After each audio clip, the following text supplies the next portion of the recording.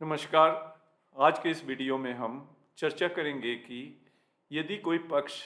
ग्राम पंचायत के समक्ष हाजिर होने में असफल रहता है तो पंचायत उसके विरुद्ध क्या कार्रवाई कर सकती है। समन मिलने के बावजूद यदि कोई जानबूझकर पंचायत में हाजिर नहीं होता है तो पंचायत क्या कर सकती है। पहले तो पंचायत को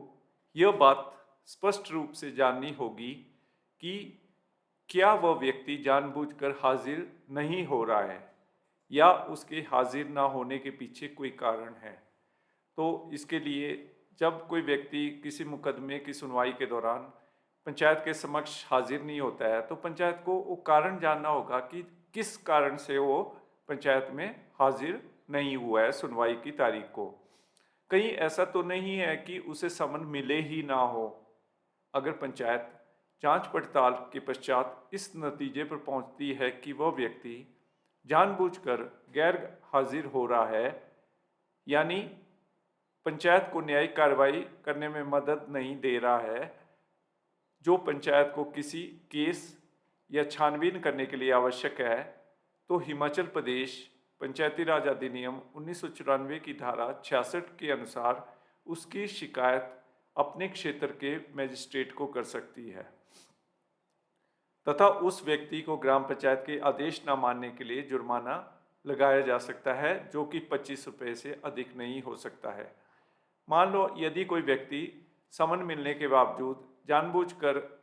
पंचायत में सुनवाई की तारीख को उपस्थित नहीं होता है,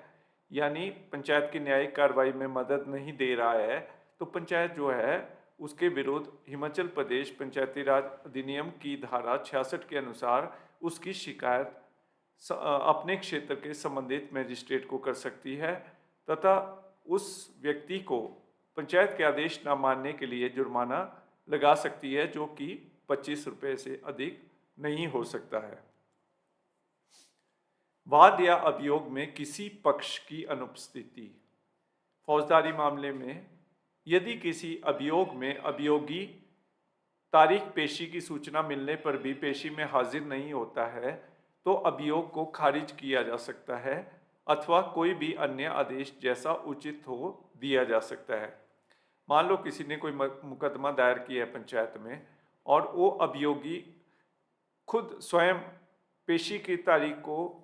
पंचायत में हाजिर नहीं होता है, तो पंचायत जो है अभियोग को खारिज कर सकती है या कोई भी अन्य उचित आदेश पारित कर सकती है। यदि अभियुक्त समन मिलने पर भी गैर हाजिर रहता है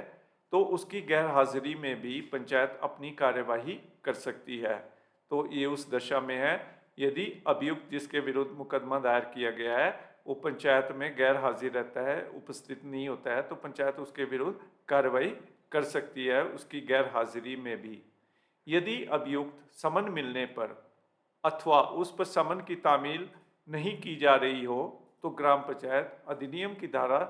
64 के अंतर्गत इसकी सूचना निकटतम मजिस्ट्रेट को दे सकती है। मजिस्ट्रेट अभियुक्त के जमानती वारंट निकालकर पुलिस को आदेश दे सकती है कि अभियुक्त को गिरफ्तार करके संबंधित ग्राम पंचायत में पेश करें। तो ये उस दशा में है जब अभियुक्त जो है उस समन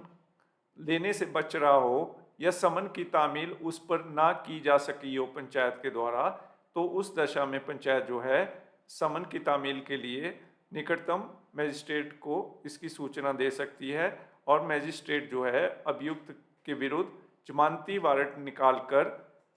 पुलिस को आदेश दे सकते हैं कि अभियुक्त को गिरफ्तार करके संबंधित ग्राम पंचायत में पेश करें। अभियुक्त जमानत के साथ आश्वासन दे कि वह निश्चित दिनांक को पंचायत के सामने पेश होगा तो उसे छोड़ दिया जाएगा। यदि अभियुक्त जो है वो जमानत ले लेता है और उसके बाद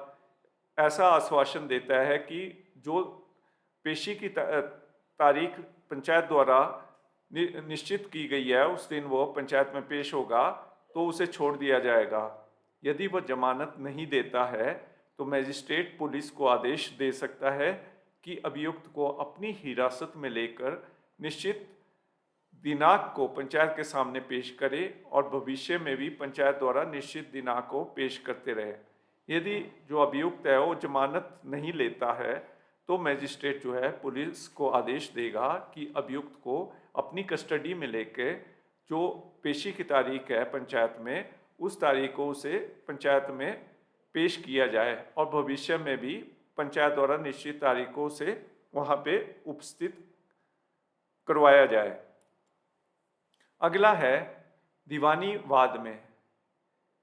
यदि वादी किसी तारीख पर पैरवी के लिए उपस्थित नहीं होता है तो पंचायत वाद को दाखिल दफ्तर कर सकती है। यदि प्रतिवादी तारीख पेशी की सूचना मिलने पर भी उपस्थित नहीं होता है तो ग्राम पंचायत उसके विरुद्ध धारा 55 के अधीन एक पक्षीय कार्रवाई कर सकती है। इसमें यह बताया गया है कि यदि वादी जिसने जो एप्लीकेशन फाइल की है पंचायत में किसी लेन देन के विवाद को लेकर, यदि वो मुकदमे की तारीख को उपस्थित नहीं होता है तो पंचायत जो है वाद को दाखिल दफ्तर कर सकती है। उसको मतलब उस पर सुनवाई नहीं करके उसको क्लोज कर देगी। यदि प्रतिवादी तारीख पेशी की सूचना मिलने पर भी उपस्थित नहीं होता है तो ग्राम पंचायत उसके विरुद्ध धारा 55 के अधीन एक पक्षीय कार्रवाई कर सकती है। यदि जो एक्यूज्ड है जिसके विरुद्ध मुकदमा दायर किया गया है उसको सूचना मिलने के बावजूद भी वो पंचायत में उपस्थित नहीं होता है तो ग्राम पंचायत उसके विरुद्ध हिमाचल प्रदेश पंचायती राज अधिनियम की धारा 55 के अधीन एक तरफा कार्रवाई कर सकती है। परंतु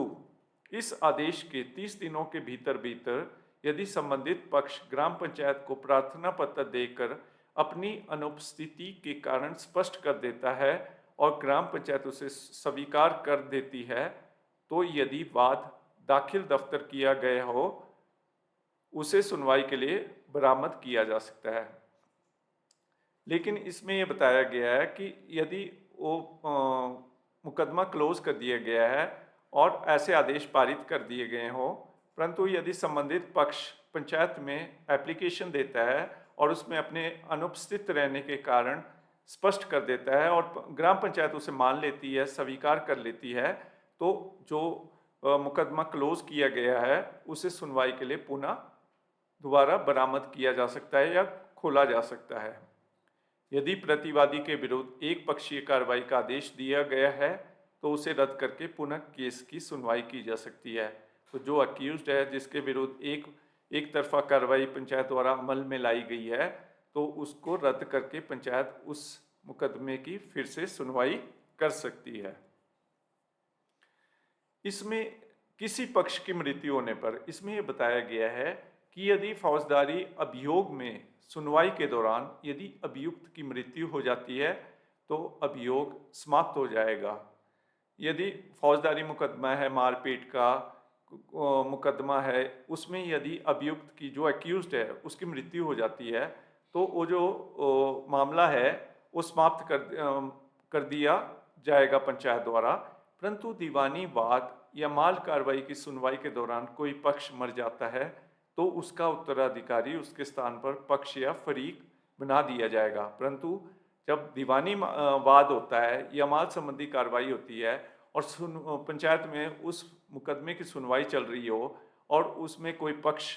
जो है उसकी मृत्यु हो जाती है तो उसका जो लीगल हायर होता है, जो उसका उत्तराधिकारी होगा, उसके स्थान पर उसे पक्ष या फरीक बना दिया जाएगा और मुकदमे की सुनवाई फिर से जारी रहेगी। तो आज के वीडियो में बस इतना ही। शेष हम आगामी वीडियो में चर्चा करेंगे। धन्यवाद।